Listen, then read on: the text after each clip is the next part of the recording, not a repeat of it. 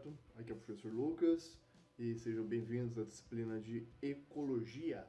Hoje nós iremos trabalhar a segunda parte de alguns conceitos ambientais extremamente utilizados pela ecologia, extremamente utilizados pela geografia e muito cobrados, inclusive, em concursos, tá certo? Na aula anterior nós vimos alguns conceitos basais aqui em ecologia, meio ambiente, e hoje nós iremos ver a segunda parte. E na segunda parte nós vamos falar aqui sobre o planejamento ambiental. O que nós entendemos por planejamento ambiental dentro da ecologia e dentro da geografia?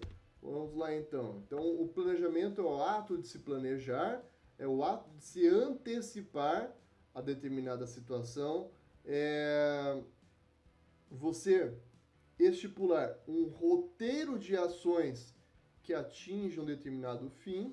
Então, galera, em linhas gerais, o planejamento é você tem que saber aonde você quer chegar, o que você quer fazer e todo o passo a passo, todos os procedimentos para se chegar a esse estágio final aonde você quer de fato atingir, né? Bom, quando nós colocamos as duas palavrinhas, né, planejamento e ambiental juntos, aí já ganha um corpo diferente. Quando eu falo planejamento ambiental, portanto, qual é meu objetivo? Manter a qualidade do meio ambiente. E como que eu faço isso então? Aí entra o planejamento. Evitar despejo de resíduos, contaminação da água, do solo, da atmosfera, conter o máximo possível a destruição dos ecossistemas. Então perceba que são tudo pequenos atos ou pequenas etapas, mas que no conjunto atingiria o meu objetivo maior, que é a manutenção da qualidade ambiental. Então, o planejamento ambiental pode ser entendido como o ato de se antecipar aos problemas ambientais, aos impactos ambientais. Se você um dia for contratado por uma empresa para fazer toda a parte de planejamento ambiental da empresa, você não vai precisar esperar aquela empresa ter algum problema com a justiça, aquela empresa ter algum problema com a polícia ambiental, com a Força Verde, com o IAP. Você é pago, enquanto planejador ambiental, justamente para se antecipar, para antever determinados problemas ambientais que essa empresa possa gerar e dar soluções a esses. Então, o planejar é você antecipar um problema, não esperar ele acontecer para depois, agora eu vou ver o que eu vou fazer com isso, certo? Como infelizmente é comum no Brasil, né, pessoal? E nós temos vários exemplos que contam a história do planejamento ambiental. Por exemplo, aqui, controle de emissões de gases tóxicos, né, poluentes na Inglaterra a partir da década de 1950. Isso foi dado principalmente a partir da névoa mortal, né, que atingiu o Vale do Rio Tâmisa, o rio mais importante da Inglaterra, e ocasionou a morte de vários londrinos, outros tantos ficaram acometidos, né, doentes por conta desses gases tóxicos.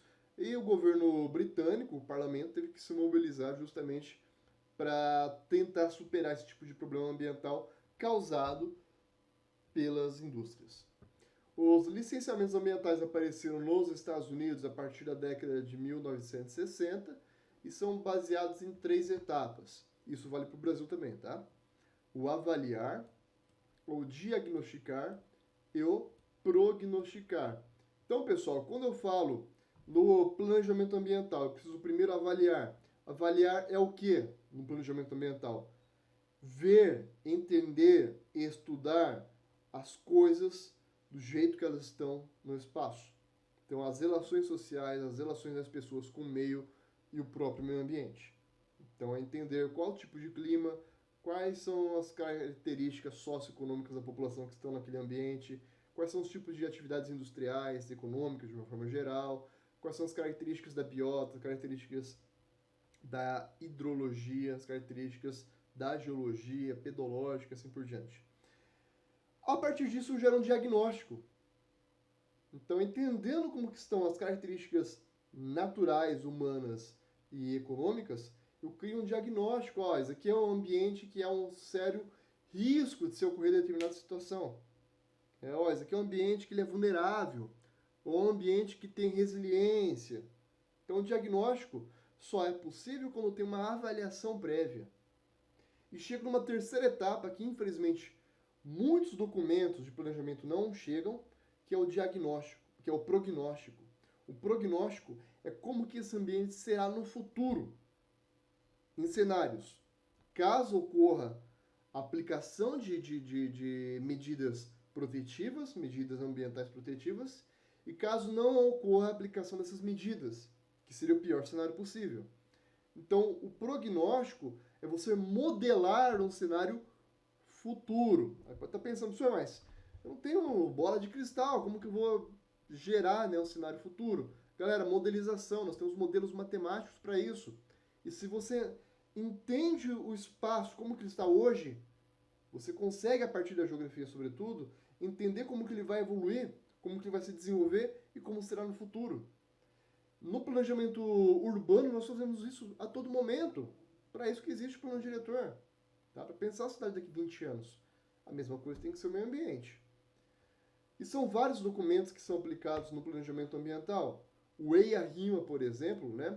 Estudo de impacto ambiental e relatório de impacto ao meio ambiente. O PCA, né? Que é o Projeto de Controle Ambiental, principalmente para atividades que têm algum tipo de contaminante específico sendo mandado para o ambiente, líquido, sólido ou gasoso.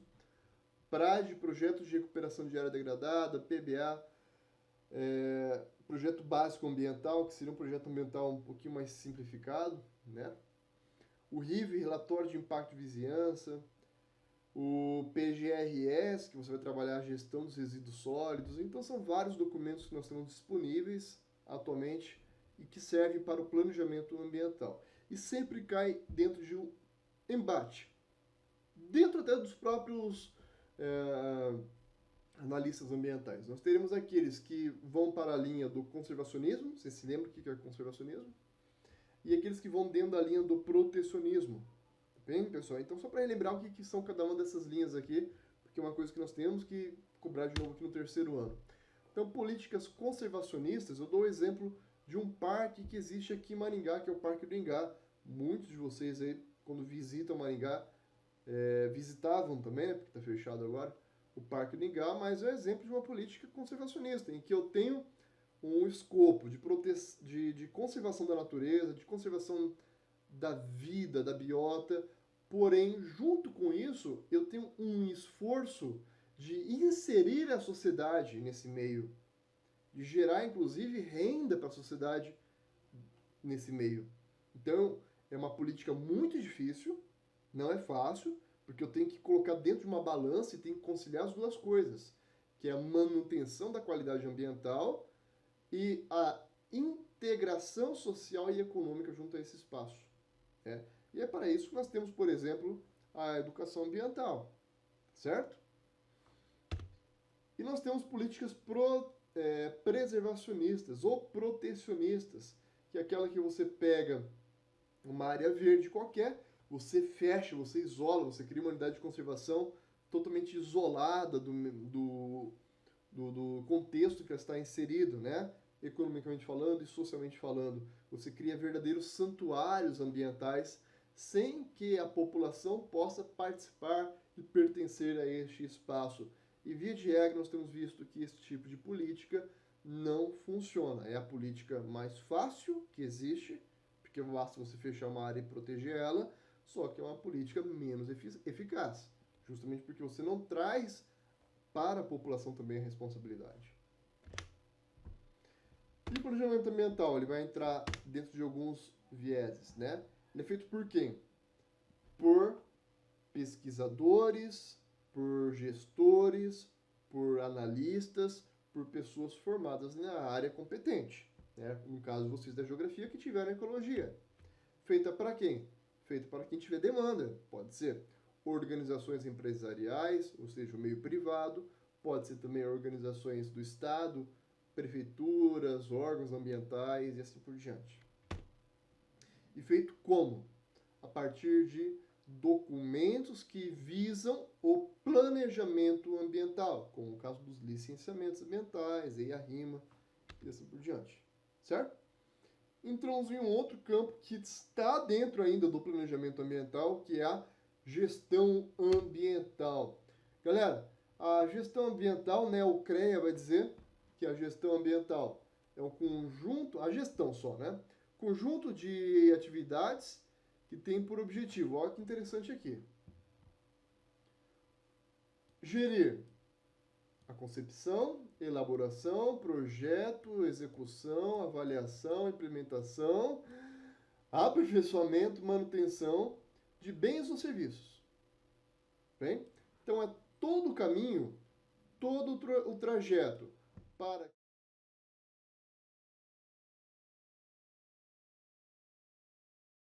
seja levado à risca, seja levado adiante.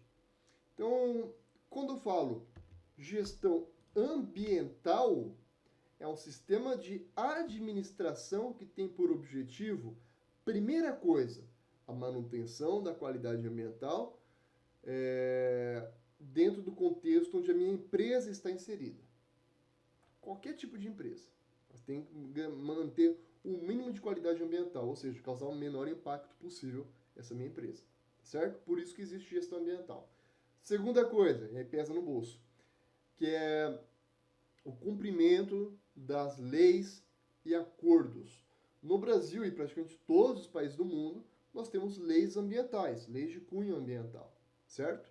Leis federais, leis estaduais e temos também as leis municipais.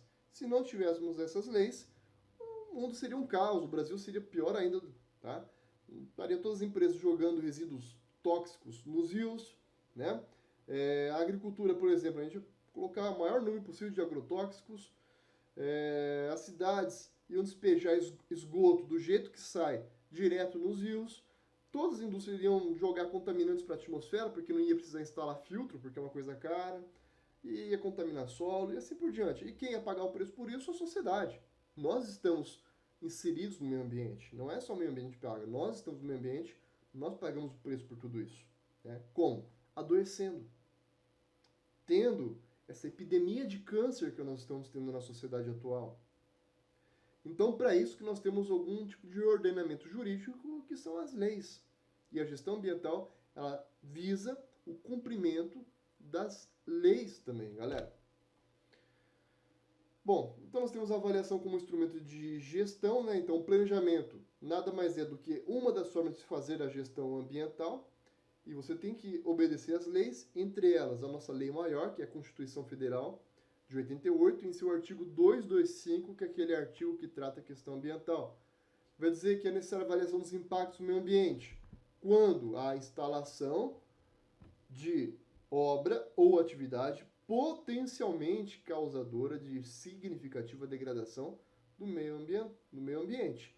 Isso ainda, galera, é aprimorado por resoluções publicados pelo Conselho Nacional do Meio Ambiente de 86, 91 e 97. Basicamente, 86, EIA-RIMA, 91, quais são as atividades que precisam de EIA-RIMA, e 1997 vai falar sobre os licenciamentos necessários para as atividades econômicas. Licença prévia, licença de instalação e licença de operação, que são as três modalidades de licença que nós temos. E isso, no final das contas, nada mais é do que uma forma também de se fazer a gestão ambiental. Só que forçada, né? Porque caso você não cumpra essas exigências, a empresa para a qual você presta serviço, ela é multada e não tem um alvará ambiental para funcionar. Perfeito? Então, galera, é muito importante lembrar desse segmento aqui, tá? O planejamento ambiental subsidia a gestão ambiental. Uma coisa não é separada da outra. Vamos passar aqui e vamos falar sobre o manejo dos recursos naturais.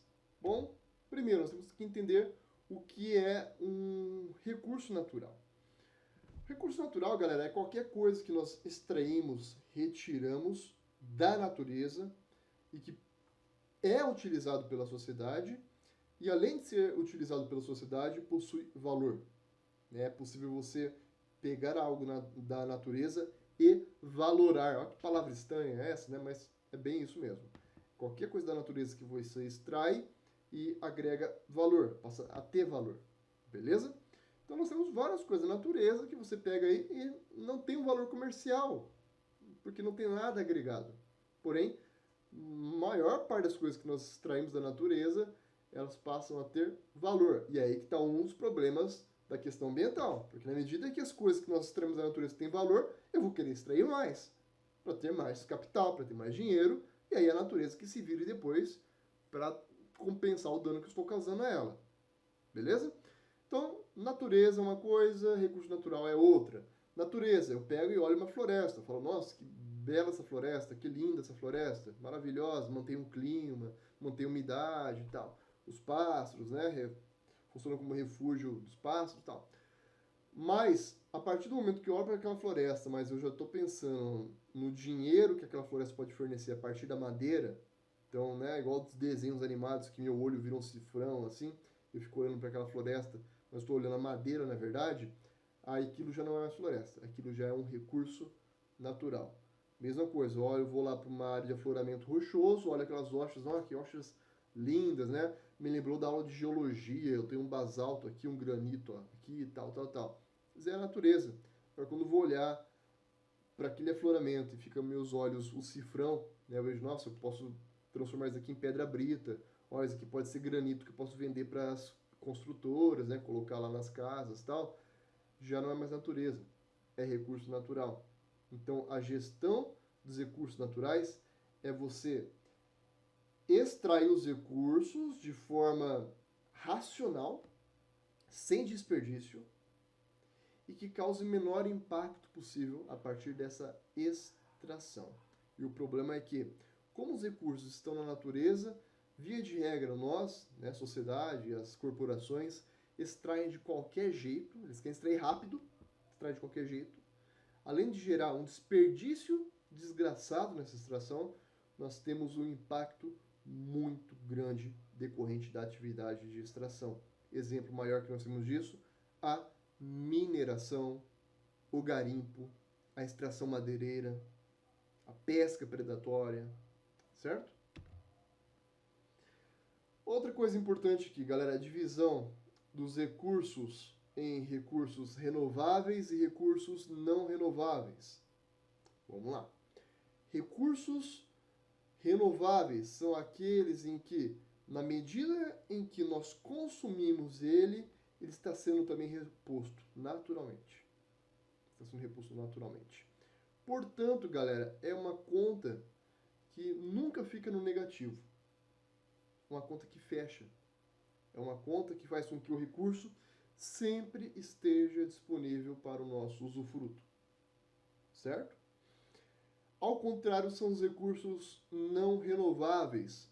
São recursos em que eu extraio aquele recurso e a reposição natural daquele recurso não ocorre na mesma velocidade. Portanto, sempre fica no negativo. É uma conta que não fecha. E como resultado disso, chegará o momento em que vai ter falta, vai ter escassez desse recurso. E duas coisas poderão acontecer, na verdade, irão acontecer. Primeiro, que o recurso fica muito escasso, automaticamente ele falta no mercado e fica caro. Então, são poucos aqueles que terão acesso aos recursos, sobretudo aquelas classes mais altas, a população no geral não.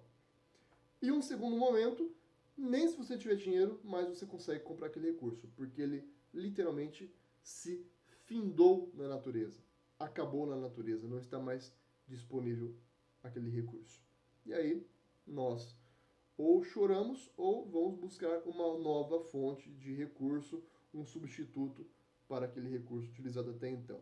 E eu sei que você já pensou automaticamente no petróleo, né? E o petróleo é um grande exemplo de um recurso não renovável. Certo? Então, exemplo de recursos renováveis, energia solar. Você usa a energia solar e ela não acaba, está a todo momento chegando aqui na Terra. Geração de energia eólica a partir do vento, tá? Recurso madeireiro, desde que seja de floresta plantada, que nós chamamos de reflorestamento. Desde que eu plante, eu vou ter madeira, então não tem problema nenhum. Eu vou lá, consumo madeira para fazer papel, né, celulose, ou para lenha, para madeira, mas eu estou plantando, então eu vou ter já como repor aquilo que eu estou consumindo, aí eu consumo, mas eu vou plantando de novo, e assim sucessivamente você cria um recurso renovável. Professor, o etanol é a mesma coisa? O etanol é a mesma coisa, porque basta eu plantar cana-de-açúcar que eu tenho etanol. Tá? A hidrelétrica é outra fonte de recurso de energia utilizando um recurso renovável, que no caso é a água dos rios. A água dos rios, quando vocês viram lá em Hidro, ela está a partir de um sistema hidrológico, então enquanto existir sistema hidrológico, eu vou ter água disponível no rio, portanto eu vou ter como gerar energia. Tá certo? Recurso não renovável, exemplo aqui que nós temos petróleo, carvão, né, recursos minerais, ferro, por exemplo, certo? Então, galera, tudo isso implica o quê? Que nós temos que usar de uma forma racional, de uma forma sustentável esses recursos. E uma das formas que o Brasil encontrou foi criando uma lei, que é essa lei aqui, ó, número 9.985 de 2000, que estabelece o...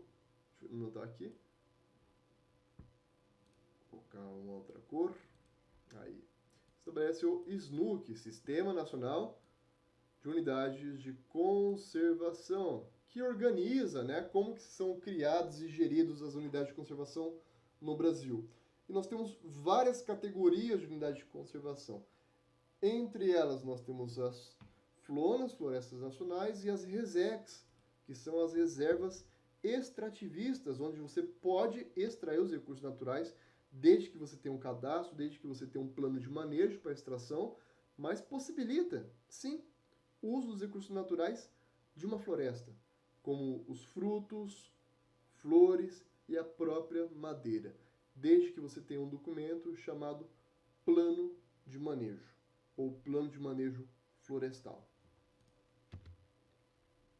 E aí você melhora um pouquinho, né, o balanço desse tipo de sequência aqui, galera. Que nós temos os recursos naturais, que são consumidos, utilizados pelas indústrias, e que depois comercializam e nós consumimos, e aquilo que não mais nos serve acaba virando rejeito. Então nós temos a destinação final. Tá? A destinação final, se não tiver uma boa gestão, ela não volta para o processo ou volta de uma forma negativa, atribuindo caráter negativo aos próprios recursos naturais. Como? Quando eu pego um rejeito líquido e jogo num rio, eu não estou degradando a água de um rio? É a mesma coisa. Se eu não tiver um cuidado adequado à destinação final dos meus produtos, estou degradando os próprios recursos naturais, e o recurso natural degradado ele já não é mais recurso natural e vai se tornando cada vez mais escasso. E aí temos uns desafios a ser pensado, né, doravante. O antigo secretário-geral, né, que agora é um português, mas o antigo secretário-geral da ONU, Ban Ki-moon, coreano, diz que para os próximos 20 anos, a partir dos estudos, né, nós vamos precisar de 50% a mais de comida no planeta, 45% mais de energia e 30% mais de água. Galera, a coisa já está complicada agora, né? Mas tenha em mente que a coisa vai ficar um pouquinho mais complicada mais adiante. Porque a população do mundo ela está crescendo e ela está consumindo cada vez mais. Cada pessoa hoje consome mais do que sua geração anterior, né? Veja os seus avós, por exemplo, seus bisavós, o que eles viviam, o que eles consumiam? Quase nada, quase nada, né? Hoje nós não vivemos sem consumir, certo? Então como tirar as pessoas da pobreza, né? E ao mesmo tempo garantir a proteção do meio ambiente. Como fazer com que todas as pessoas tenham acesso à energia, mas que seja uma energia limpa, certo? Como fazer com que todas as pessoas tenham acesso à água de qualidade, água potável, alimentação decente, mas não de processados, mas de alimentação decente e de nutrientes, e fazer tudo isso causando o menor impacto possível no meio ambiente. Certo? Então, esse, galera, é o grande desafio que está lançado para os próximos anos. E vocês da geografia têm um papel fundamental dentro desse pensamento, porque as indústrias terão que se adaptar, as empresas terão que se adaptar, e vocês estão percebendo isso nos noticiários. Que mais hoje está fazendo pressão para que pare as queimadas no Pantanal, parem as queimadas na Amazônia, diminua o desmatamento na Amazônia, perceba que não é o governo, são as empresas que estão fazendo pressão, porque elas sacaram que uma empresa brasileira que não está nem aí para o meio ambiente é uma empresa que não consegue nem exportar, que não consegue nem entrar em outros mercados, por mais que tenha um preço competitivo. Mas ela está fora da cadeia produtiva por não ter um selo de garantia, uma certificação ambiental. E isso é visado por empresas do mundo inteiro. Tá certo, galera? Então eu fico por aqui. Uma boa semana, um bom fim de semana para vocês descansarem e até a próxima. Tchau, valeu!